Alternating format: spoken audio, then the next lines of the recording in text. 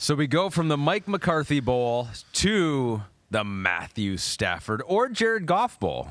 Lions, Rams, Sunday, 8 o'clock Eastern on NBC and Peacock. Our coverage begins at 7:30. You, me, the Football Night in America gang, I'll be sweating. I'll be pitting out. I usually do during that show anyway because it's so stressful doing that, but even more so in this one. And I do feel bad. It's like everyone's like, oh, it's the Matt Stafford Bowl, right? But really, a lot like he shouldn't have a chip on his shoulder here because the Lions did him a solid, right? Giving him a chance to win a Super Bowl, better team, And I think it's all love there. I feel like, agreed. The other side. With Jared Goff, there's the chip.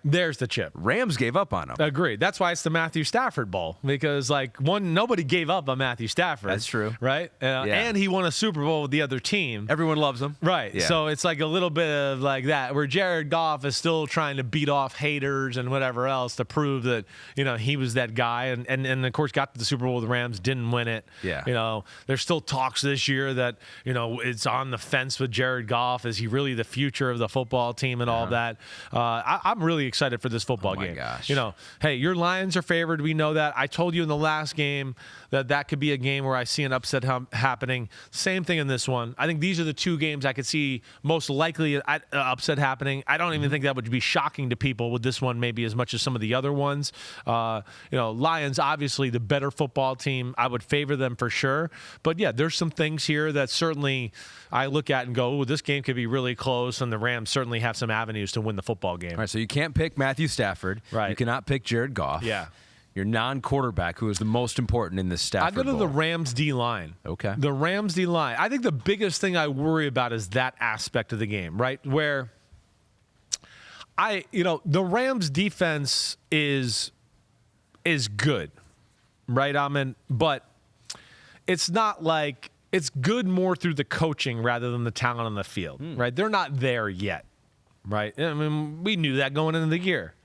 Right, I would challenge most people on the street if they weren't from L.A. and we just went and pulled somebody here in the office and said, "Tell me somebody on the Rams defense other than Aaron Donald. Name somebody." Jalen Ramsey. Right, and I don't think most people would know. Yeah. Right, that's to my point. Is they're young, a lot of unproven commodities, and they're doing it with the X's and O's, and then the offense helping them out the right way. They're playing complete team football.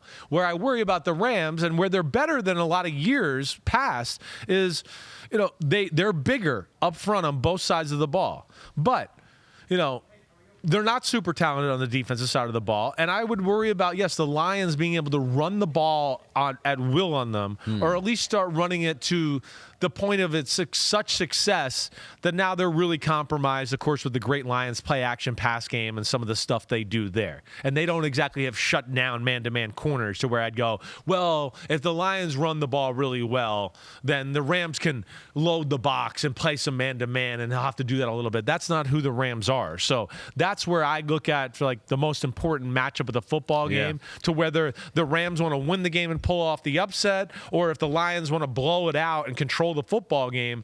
That's kind of, to me, the tipping point right there is, can the Rams D-line hold it down? Yeah, Aaron Donald is Aaron Donald. Kobe Turner could be the defensive rookie of the year. Yes. He's played a ton for the Rams. Mark Floyd thinks Rams defense, but thinks the secondary guys. He goes Rams corners. Over the season, they have had way too many blown coverages, and that won't fly versus a good Detroit offense. No, it's the I think I hear you. That's what I was kind of saying with the Rams front, right? Right. Is the Rams front's going to have to play really good because the defense and the secondary needs to be somewhat conservative. They want to play zones, pass things off, do things like that.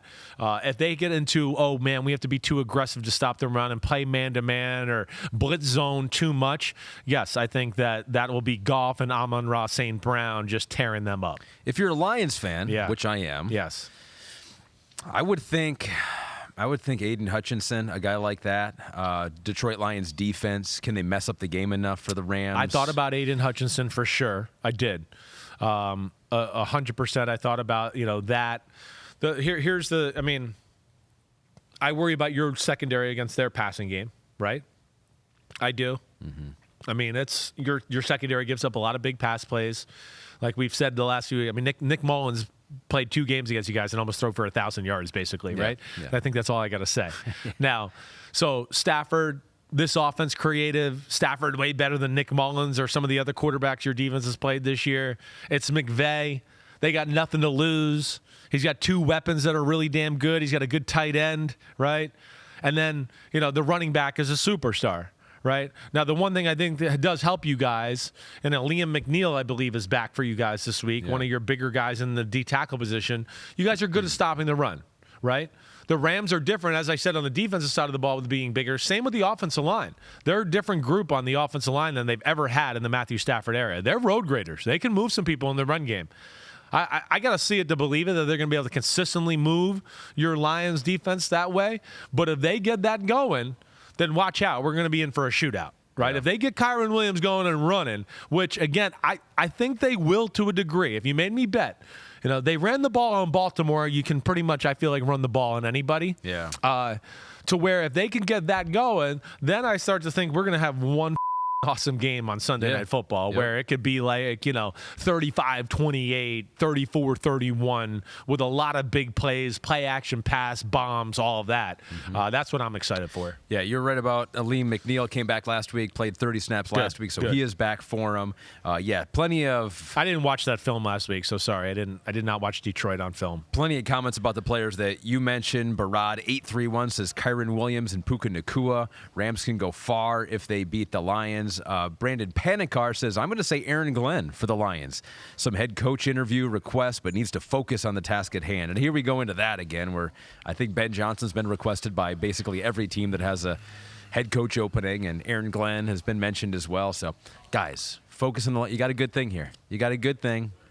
A lot of money in Detroit. Just stay there, be a coordinator, get into the Hall of Fame that way. Sloan Head says C.J. Gardner-Johnson, dude on a mission since last Super Bowl and fresh. Will he make the difference versus Stafford? #allgrit. Yeah, I like all those thoughts. They're all good, right? It's a great matchup.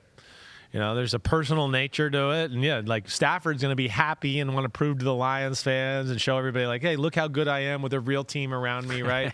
Right. This is what we could have been. Jared Goff's going to want to be like, you Rams, I'm going to show you that I'm pretty damn good. Eat this crap, right? Yeah. Certainly. I am. Aaron Glenn thought very interesting. Certainly. I thought about him as well for this conversation. The thing too, because I'm going, man, the thing that's amazing about McVay, the O-line we talked about, Hunter Higree's a pretty good run blocking tight end. He's not bad at that. But, their ability to get Puka and Cooper Kupp open and how they play them off each other, to me, is extremely impressive. And how the way they do it, they make it basically impossible to where you can double them. You can't even really double them because they're always next to each other. So what are you going to have, like 7 guys over 2 guys over there, right? You know what I mean? Yeah. And they motion and move so much that you want to double, and they do motion or move or something like that. Whoa, your rules are going to be all messed up. You sure going to have everybody in the right place, right? And they're great at stacking them next to each other. So it's like, okay, yeah, we want to double Cooper Kupp or whatever.